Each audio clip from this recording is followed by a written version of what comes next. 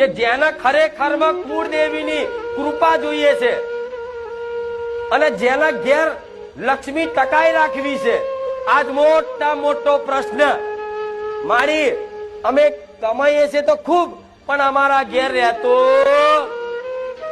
આમ કમાઈ લાવીએ મહિનો થાય નહીં અને મારી મહિનો આવ્યો ના હોય, પગાર આવ્યો ના હોય અને એ પેલા તો મારી કઈક નું કઈક આડાવરા નુકસાન આવી જાય ને એટલે અમારે કશું બધું ઉપરથી કોકની જોડે વ્યાજે કે ઉછીના લેવા પડે હપ્તા ભરવા માટે, એવું થાય છે ને.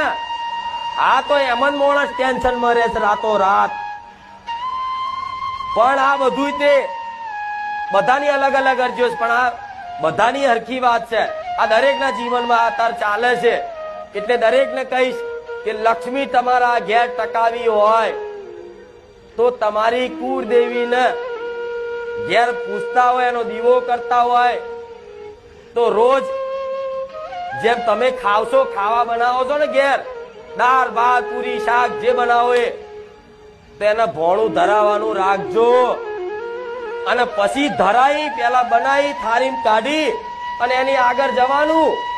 ચામુંડા હોય કે હરસિદ્ધિ હોય કે અંબે હોય કે મહાકાળી હોય, એની આગળ જઈ અને થાળી મેલી અને ખાલી આમ જ કરવાનું છે કે હે માં, દાળ ભાત પૂરી શાક બનાવ્યા છે, માં સ્વીકાર કરજે મારી કુળદેવી. જો ખાલી તમારી માના આ ભાવ આલ્યો ને તો સમજી લો તમે એને ખાલી એક આ વ્યવહાર આલશો ને તો 1000 નિવેદ બરાબર એને પહોંચી જશે.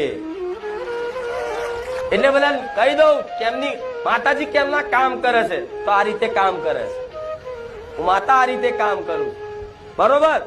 હવે કે છે કે મારી માતાજી તો ફોટામાં તો ખાવાના છે, એવું નહીં કેતા. હા તો તમે મને પેડા ધરાવશો તો હું ચોય ખાઉં છું, ત્યાં ધરાવશો નહીં પહોંચી જતી બોલતા તો તમારી માતા ઘેર છે તે ઘેર છે એવું તો પેલા માનવું પડે કે મારી માં જાગતી બેઠી છે.